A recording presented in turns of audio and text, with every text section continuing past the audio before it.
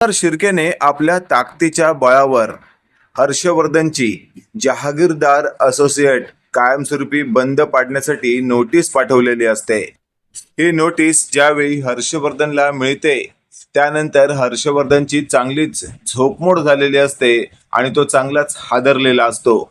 आदित्य म्हणत असतो, डॅड आता काय करायचं? त्यावेळेला हर्षवर्धन म्हणत असतो, ज्या गोष्टीची मला भीती होती तीच गोष्ट घडताना दिसत आहे। तेवढ्यात तिथे आलेली दिव्या म्हणत असते, काय हे काय ऐकते मी?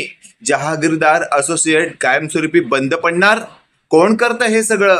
अशातच आता थेट हर्षवर्धनने आदित्यला इशारा केलेला असतो, हिला आत्ताच्या आत्ता आपल्या रूम मधून बाहेर काढ। त्यावेळेला आदित्य म्हणत असतो, अगं दिव्या तुला किती वेळा सांगितलंय या रूम मध्ये येत जाऊ नको म्हणून, जा आत्ताच्या आत्ता आपल्या बेडरूम मध्ये जा। त्यावेळेला दिव्या म्हणत असते, नाही मी नाही जाणार।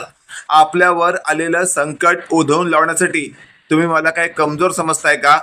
बाबा तुम्ही सांगा काय करायचं आहे, मी एनी टाइम तुमच्यासाठी तयार आहे। हे वाक्य ऐकल्यावर आता आदित्य म्हणत असतो, अगं दिव्या तुला एकदा सांगितलेलं कळत नाहीये का? जा ना तू इथून। त्यावर लगेचच आता हर्षवर्धन म्हणत असतो, थांब आदित्य। आणि अशातच आता दिव्या म्हणत असते, बघ आदित्य तुला ना माझी काडीचीही किंमत नाहीये। बाबांना बरोबर माहितीये मी त्यांना कुठे कामाला येऊ शकते। हो ना बाबा, बोला ना बाबा, काय करायचं आहे तुम्ही फक्त बोला। आणि अशातच आता हर्षवर्धन म्हणत असतो, ठीक आहे मी एक जबाबदारी तुझ्यावर सोपवतो, ती जबाबदारी जर योग्य रीतीने पार पाडलीस तर तुला पाहिजे ते देईन मी।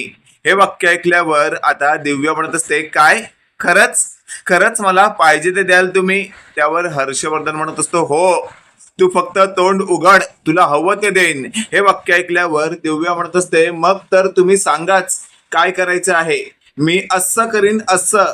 हे वाक्य ऐकल्यावर आता आदित्यला तर टेन्शन आलेलं असतं, कारण बाबा जे काही काम सांगतील ते नक्कीच काहीतरी कठीण असणार आहे। पण दिव्याने जर ते योग्य रीतीने पार नाही पाडलं तर मात्र चांगलाच विचका होईल। आणि अशातच आता हर्षवर्धन बोलू लागतो, मी काय सांगतोय ते नीट लक्ष देऊ नाही। त्यावर दिव्या म्हणत असते, हो ना बाबा बोला।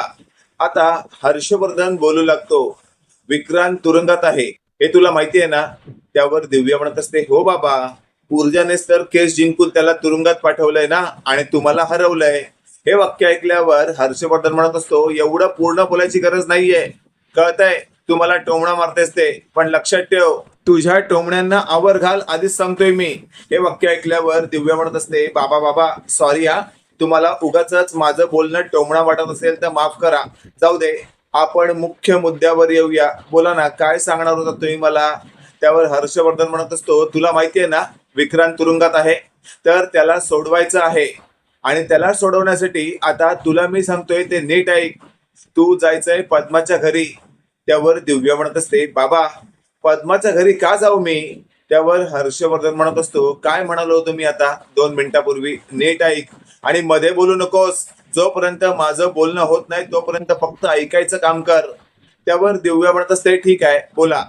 हर्षवर्धन म्हणत असतो, तुला जायचंय पद्माच्या घरी आणि तिथे जाऊन तिला समजवायचं आहे की तिने ही केस मागे घ्यायची आहे, म्हणजे विक्रांतला तुरुंगातून सोडवायचं आहे आणि विक्रांतशी तिला लग्न करायला तयार कर। त्यावर दिव्या म्हणत असते, बाबा एवढ्या मोठ्या घरात त्या पद्माला पाठवायचं?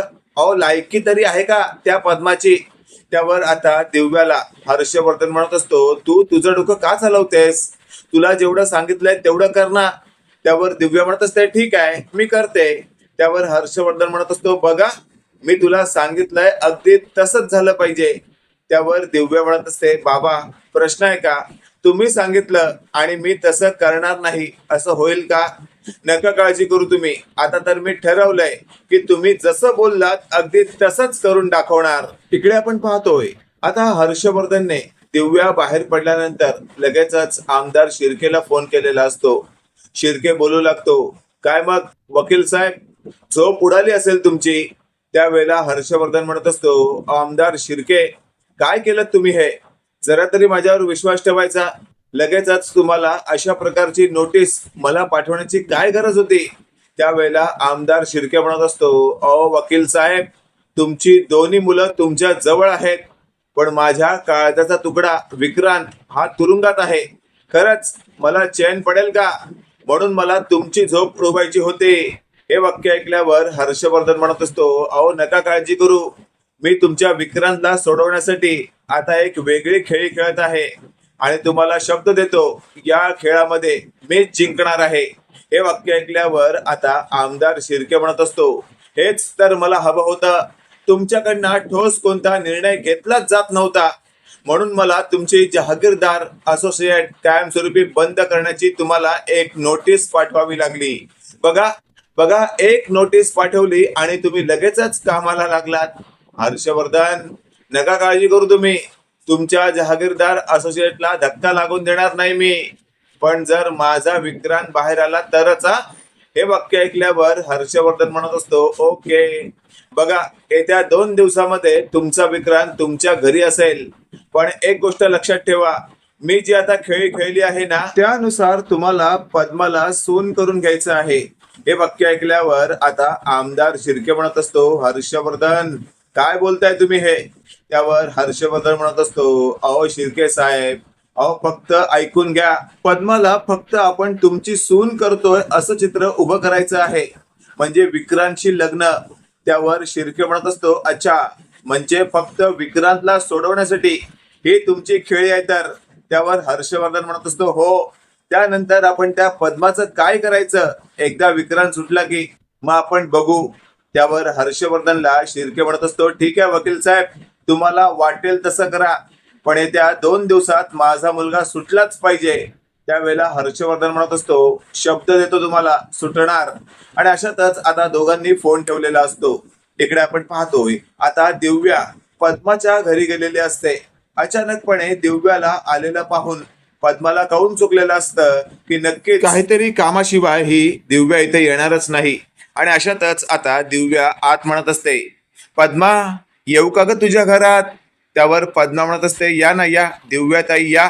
आणि मग दिव्या आत शिरते. त्यावर दिव्याला पद्मा म्हणत असते, काय झाले दिव्या ताई, अचानक तुम्ही कशा काय आलात?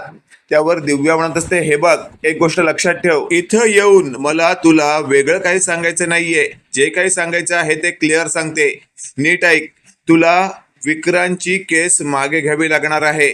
त्यावर पद्मा म्हणत असते, काय विक्रांतची केस मागे? अजिबातच नाही. त्यावर दिव्या म्हणत असते, अगं असं काय करतेस? बघ, मी तुझ्या समोर एक प्रस्ताव ठेवते, त्याचा विचार कर. त्यावर पद्मा म्हणत असते, कसला प्रस्ताव? त्यावर दिव्या म्हणत असते, तू विक्रांतची केस मागे घे आणि त्यानंतर विक्रांत सुटला की विक्रांत तुझ्याशी लग्न करेल. आणि एकदा का तुझं विक्रांतशी लग्न झालं का मग तू आमदार शिर्क्यांची सून होशील. बघ, विचार कर. त्यावर पद्मा म्हणत असते, दिव्याताई उगाच मला कसलीही लालच देऊ नका, मला अजिबातच असं काही करायचं नाहीये. त्यावर दिव्याला आता पद्माने असं म्हटल्यावर दिव्या म्हणत असते, तू विचार कर, खरंच जर तू असल्या प्रकारचं काही केलं नाहीस ना, तर तुझा एक लहान भाऊ आहे, त्याला जर तुला चांगलं शिक्षण आणि चांगली नोकरी वगैरे करून द्यायची असेल तर त्याचं भवितव्य तुझ्या हातात आहे. नाहीतर तू हे गोष्ट लक्षात ठेव, विक्रांतचे वडील आमदार आहेत आणि त्यांच्याकडे आलतू फालतूचे बरेच गुंड असतात. त्यातले 1-2 जरी गुंड त्यांनी तुझ्या भावाच्या मागे सोडले ना, तरी तुझ्या भावाचं काय होईल सांगता येत नाही. आता दिव्याने अशा प्रकारची धमकी दिल्यामुळे पद्माची चांगलीच घाबरगुंडी झालेली असते आणि पद्मा म्हणत असते, ठीक आहे, मी विचार करते. त्यानंतर दिव्या म्हणत असते, विचार करते नाही, पुढच्या 4 तासामध्ये तुला मला निर्णय द्यायचा आहे. हे वाक्य ऐकल्यावर आता पद्मा म्हणत असते, पण दिव्याताई तुम्हाला नेमकं पाठवलंय कुणी? हे वाक्य ऐकल्यावर आता दिव्या म्हणत असते, तुला काय करायचंय ग? तुला ही ऑफर मान्य आहे की नाही, फक्त एवढं बोल. त्यावर पद्मा म्हणत असते, पण मला कळलं पाहिजे ना, मला ऑफर कोणी दिली आहे? त्यावर दिव्या म्हणत असते, अगं दुसरं कोण, माझे सासरे हर्षवर्धन जहागीरदार. हे नाव ऐकल्यावर आता पद्माला कळलेलं असतं की हर्षवर्धन चाच हा डाव आहे. आणि अशातच दिव्या तिथून निघून गेलेली असते. आता रडत रडत पद्माने ऊर्जाला फोन केलेला असतो आणि पद्मा रडते. हे जेव्हा ऊर्जाला कळतं त्यावेळी ऊर्जा म्हणत असते, पद्मा अगं झालंय काय, का रडतेस तू? त्यावर ऊर्जाला आता पद्मा म्हणत असते, ऊर्जा ताई सगळंच संपणार आहे, हे वाक्य ऐकल्यावर ऊर्जा म्हणत असते, अगं पण काय झालंय सांगशील का? आणि अशातच आता ऊर्जा म्हणत असते, थांब मी तुझ्या घरी येते. आणि तेवढ्यात पद्माने फोन ठेवलेला असतो. ऊर्जा जेव्हा पद्माच्या घरी जाते, पद्माने रडत रडत सगळं काही सांगितल्यावर ऊर्जा म्हणत असते, अगं यात रडायचं काय आहे? त्यावर पद्मा म्हणत असते, ऊर्जाताई रडायचं काय आहे म्हणजे? त्यावर ऊर्जा म्हणत असते, अगं एकदम स्वखुशीने ह्या लग्नाला तयार हो, विक्रांतला सोडव आणि लग्नाला उभी राहा. हे वाक्य ऐकल्यावर पद्मा म्हणत असते, ऊर्जाताई मला तू सांगतेस या लग्नाला मी तयार राहू, त्या विक्रांतशी लग्न करू मी? त्यावर ऊर्जा म्हणत असते, अगं पद्मा मी काल जी ऊर्जाताई होते ना, मी आजही तीच ऊर्जाताई आहे. मी बदललेली नाहीये, नको काळजी करूस तू, मी तुझ्याच बाजूनी आहे. त्यावर पद्मा म्हणत असते, मग ताई तू मला कसं काय सांगू शकतेस की तू विक्रांतशी लग्न कर म्हणून? त्यावर ऊर्जा म्हणत असते, कारण पद्मा तुझ्या लक्षातच आलेलं नाहीये, हा सगळा त्या हर्षवर्धनचा डाव आहे. त्या हर्षवर्धनला वाटतंय की तू पैशाच्या लालचपोटी किंवा त्या आमदाराच्या गुंडांच्या भीतीने तू हे सगळं करायला तयार होशील असं वाटतंय त्या लोकांना. त्यावर पद्मा म्हणत असते, ऊर्जा ताई नक्की काय म्हणायचंय तुला? त्यावर ऊर्जा म्हणत असते, पद्मा तू या सगळ्यासाठी तयार हो आणि मी तुला खात्री देते, हर्षवर्धनला असं वाटत असेल की या सगळ्यामध्ये तो सक्सेस होईल, पण असं होऊ देणार नाही मी. हे वाक्य ऐकल्यावर पद्मा म्हणत असते, बघा ताई तू सांगतेस म्हणून आता जे काही माझ्यासमोर प्रपोजल आलंय त्यासाठी मी होकार देते. त्यावर ऊर्जा म्हणत असते, अगं दे तू, त्या हर्षवर्धनचा खोटा मुखवटा आपण संपूर्ण जगासमोर उघडा पाडू. हे वाक्य ऐकल्यावर पद्मा म्हणत असते, ओके ताई. आणि अशातच आपण पाहतोय आता ऊर्जा हे सगळं बोलत असताना तिथे आलेला शौर्य म्हणत असतो, ऊर्जा काय बोलतेस तू? हे सगळं तू माझ्या डॅड विरोधात एवढं सगळं बोलतेस आणि तेही पद्माच्या घरी येऊन, नक्की काय चाललंय तुमचं? त्यावर ऊर्जा म्हणत असते, बरं झालं शौर्य तू या ठिकाणी आलास, पण मला सांग तू इथे कसा आलास? त्यावर शौर्य म्हणत असतो, मी तुला इथे येताना पाहिलं होतं म्हणून इथे आलो. त्यावर पद्माच्या बाजूला उभे असलेली ऊर्जा म्हणत असते, बरं शौर्य मी काय सांगते ऐक, तुझ्या डॅडने म्हणजेच हर्षवर्धन जहागीरदार हे आता नवी खेळी खेळतायत, पण त्या खेळीला मी पुरून उरणार आहे. हे वाक्य ऐकल्यावर आता हर्षवर्धनचा मुलगा शौर्य म्हणत असतो, ऊर्जा एक गोष्ट लक्षात ठेव, हर्षवर्धन जहागीरदार माझे डॅड आहेत आणि तुझे सासरे सुद्धा. त्यावेळेला ऊर्जा म्हणत असते, हो आहेत, मी कुठे नाही म्हणते, पण एवढं सगळं असूनही ते अजूनही विक्रांतला सोडवण्यासाठी पद्माचा खूपच चुकीचा वापर करत आहेत. हे वाक्य ऐकल्यावर आता शौर्य म्हणत असतो, म्हणजे?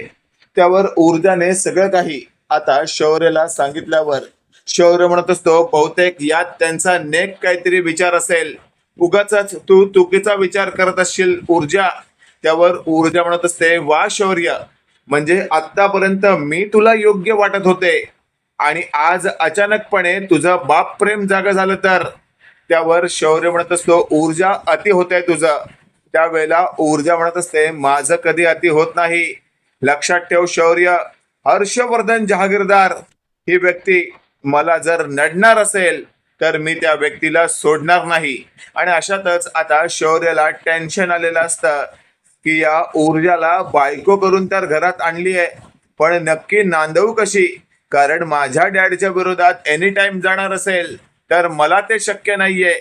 आणि अशातच आता ऊर्जा म्हणत असते, नको विचार करू शौर्य, तुझे डॅड चुकीचेच आहेत आणि चुकीचेच वागतात म्हणून मी त्यांच्या विरोधात बोलणार आहे, नाहीतर तुला माहितीये तुझी ऊर्जा कधीच चुकीचं वागणार नाही.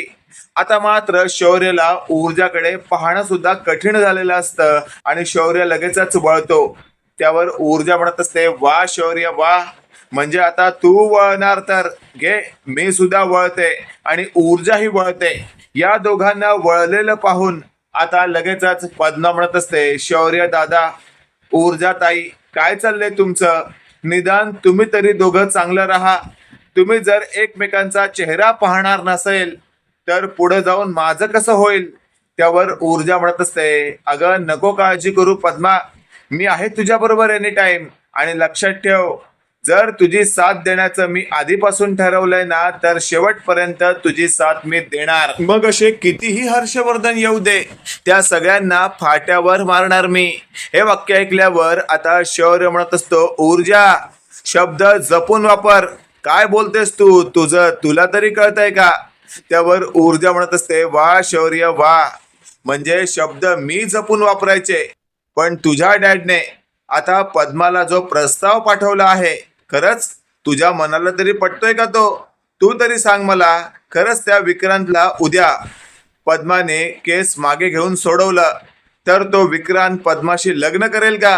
हे वाक्य ऐकल्यावर आता शौर्य म्हणत असतो, तो माझ्या डॅडचा प्रश्न आहे ना, त्याच्याशी तुझं घेणं देणं नाहीये. त्यावर ऊर्जा म्हणत असते, कसं घेणं देणं नाही? जर पद्माला त्रास होणार असेल तर ही ऊर्जा शांत बसणार नाही. शौर्य तुला आधीच सांगते, बघ काय तो निर्णय घे. तुला जर उद्या असं वाटलं की तुझ्या ऊर्जाला काही अक्कलच नाहीये तर हवं तर तसं समज, कारण मी अजिबातच कोणाला त्रास होऊ देणार नाहीये. आणि अशातच आता मागचा पुढचा विचार न करता थेट पद्माने आता तिथून त्या दोघांना शांतपणे जायला सांगितलेलं असतं. पण शौर्य तंतनत तिथून बाहेर पडलेला असतो. तो म्हणत असतो, ऊर्जा खरं तर आता लवकरात लवकर तू तुझा निर्णय बदल. या केस पासून लांब जा तू. उगाच माझ्या डॅडच्या विरोधात जाण्याचा प्रयत्न करू नको.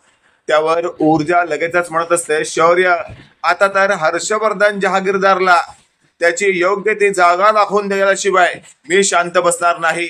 असं म्हटल्यावर शौर्य म्हणत असतो, ऊर्जा असं म्हणत असशील तर मी तुला फाट्यावर मारीन. त्यावर ऊर्जा म्हणत असते, जा रे जा, तू काय फाट्यावर मारणार? असं तसं बोलून आता शौर्याने थेट स्वतःचीच लाच काढून घेतलेली असते. मित्रांनो, काय वाटतं तुम्हाला? येत्या काळात आपल्याला काही नवीन पाहायला मिळू शकतं का? कमेंट करून नक्की कळवा. आणि असेच नवनवीन अपडेट पाहण्यासाठी व्हिडिओला लाईक आणि चॅनलला नक्की सबस्क्राईब करा. धन्यवाद.